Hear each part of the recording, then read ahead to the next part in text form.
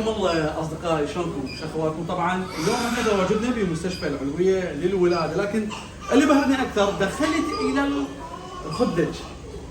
ما شاء الله، والله صل على محمد، ومشكورين الكادر والدكاتره وكل الموجودين الابطال لحمايه هاي الذريه الصالحه، لحمايه هاي الاطفال الموجودين. ما اي ام اي اب ما يدخل جوه، زين، يعني يقول لك هاي عملنا حتى نحافظ على طفل، لو يدخل الجنه لو يدخل النار.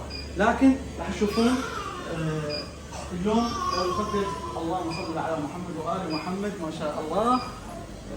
يا رب اتمام الخلقه.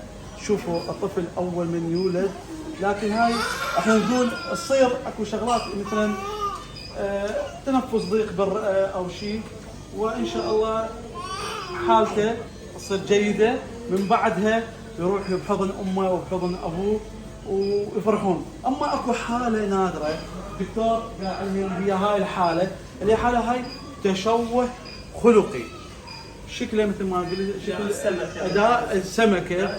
هذا نادر شيء من النوادر، لكن ان شاء الله يقول لك هذا يكون باجواء بارده ومو اجواء حاره، لكن يا رب ان شاء الله ان شاء الله اتمام الخلقه، ان شاء الله نقول اتمام الخلقه وتحل. اما هنا طفل خديج وزنه تقريبا ما شاء الله، ايش قد كيلو وزنه؟ كيلو وربع. ماكو اي مشكله به؟ جهاز تنفس، هذول المشكله تكون الرئه مالته.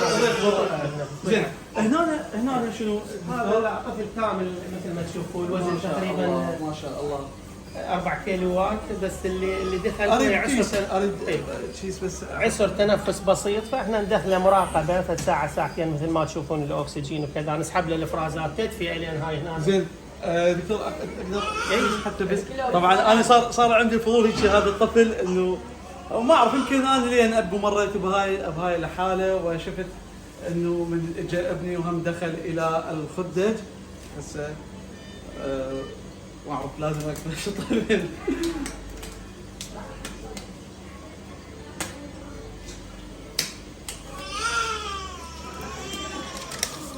يعني اقدر اي هات البس شوف ماكو مشكله. ما شاء الله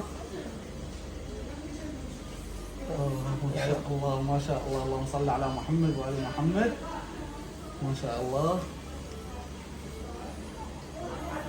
طبعا هاي علامه انه جيده، يحاول يريد يرضع، يعني جاي يبحث وكذا، فمعناته تحسن، يعني تحسن وضعه، تحسن وضعه. هنا أنا ليش يبكي؟ هنا اللي قلقني شو كنت يسكت، شو كنت يروح لامه. طبعا البكاء باول ساعات هاي علامه جيده جدا، انه نشط، مو قضيه يعني جوع او فشي.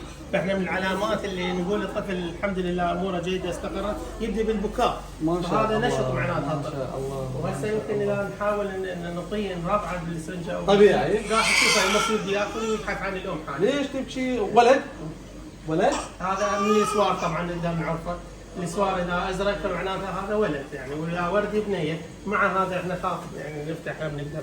لا خلاص ازرق يعني ان شاء الله ان شاء الله. شكرا لكم طبعا مشاهدينا الكرام، شفتوا هذا الخدج، شفتوا الاطفال، وشفتوا العنايه، وشفتوا التفاصيل موجوده في مستشفى العلويه للولاده. طبعا مستشفى حكومي بشكل عام، مستشفى حكومي، لكن انا شفتها من اجى ابني بالاهلي، والله نفس الشيء، ماكو فرق.